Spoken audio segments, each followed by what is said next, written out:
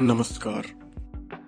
Tax चोरी और कालेधन जैसी समस्याओं को कंट्रोल करने के लिए सरकार ने कैश को लेकर कई तरह के नियम बनाए हैं। आपको इन नियमों के बारे में जरूर जान लेना चाहिए। कोरोना काल के बाद से डिजिटल ट्रांजैक्शन काफी तेजी से बढ़ा है। अब एक बड़ी आबादी ऑनलाइन ट्रांजैक्शन करना पसंद करती है, लेकिन इसके बाद भी तमाम तरह के लेन देन आज भी कैश के जरिए किए जाते हैं। वहीं जो लोग इंटरनेट फ्रेंडली नहीं हैं, वो भी अपने तमाम कामों के लिए ऑनलाइन ट्रांजैक्शन की बजाय कैश के जरिए पूरा करना पसंद करते हैं। इस वजह से लोग आज भी घर पर काफी कैश रखते हैं।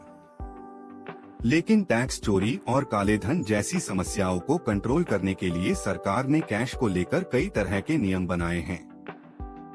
ऐसे में एक सवाल है जो कई बार ज़हन में आता तो है, लेकिन इस पर हम चर्चा नहीं करते, और वो है कि घर पर आप कितना कैश रख सकते हैं। कैश रखने का क्या है नियम?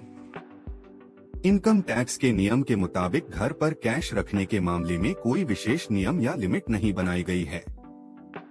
अगर आप आर्थिक रूप से सक्षम हैं, तो घर पर कितना भी कैश रख सकते हैं, लेकिन आपके पास उस रकम का सोर्स होना चाहिए। अगर कभी जांच एजेंसी की ओर से अगर आपसे पूछताछ की जाती है, तो आपको सोर्स दिखाना होगा। साथ ही ITR डिक्लेरेशन भी दिखाना होगा। इसका मतलब है कि अगर आपने गलत तरीके से पैसा नहीं कमाया है, तो आप घर में कितना भी कैश रखें, आपको परेशान होने की जरूरत नहीं है।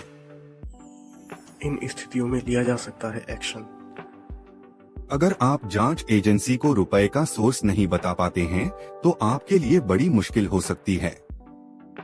ऐसे में जांच एजेंसी इस बात की जानकारी दी जाती है है। फिर इनकम टैक्स विभाग की ओर से इस बात की जांच की जाती है कि आपने कितने का टैक्स भरा है। इस बीच अगर कैलकुलेशन में अनडिस्क्लोज कैश मिलता है, तो इनकम टैक्स विभाग की ओर से आपके खिलाफ एक्शन लिया जा सकता है। ऐसे में आपसे अनडिस्क्लोज अमाउंट का 137% तक टैक्स वसूला जा सकता है। कैश मामले में और क्या है नियम? Central board of direct tax के मुताबिक आप एक बार में 50,000 रुपए से ज्यादा कैश निकालते हैं, तो आपको अपना पैन कार्ड दिखाना होगा। आयकर अधिनियम की धारा 194(n) के तहत अगर कोई व्यक्ति एक वित्तीय वर्ष में 20 लाख रुपए से अधिक रकम निकालता है, तो उसे TDS देना पड़ेगा।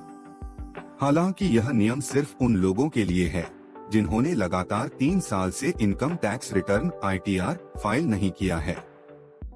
जिन लोगों ने ITR भरा है, उन्हें इस मामले में थोड़ी राहत मिल जाती है। ऐसे लोग बिना TDS का भुगतान किए बैंक, पोस्ट ऑफिस या कोऑपरेटिव बैंक के खाते से एक फाइनेंशियल ईयर में 1 करोड़ रुपए तक कैश निकाल सकते हैं। इस स्थिति में साल में 1 करोड़ से ज्यादा कैश बैंक से निकालने पर 2% TDS भरना होगा। अगर आपने पिछले 3 साल से ITR फाइल नहीं किया है, तो 20 लाख रुपए के ट्रांजैक्शन पर 2% और 1 करोड़ रुपए से अधिक के ट्रांजैक्शन पर 5% तक TDS देना पड़ जाएगा। क्रेडिट डेबिट कार्ड से एक बार में 1 लाख रुपए से ऊपर का ट्रांजैक्शन करने पर जांच हो सकती है। इसके अलावा कुछ भी खरीदने के लिए 2 लाख से ज्यादा कैश में पेमेंट नहीं कर सकते। करना है तो यहाँ भी पैन और आधार दिखाना होगा। Thank you for watching.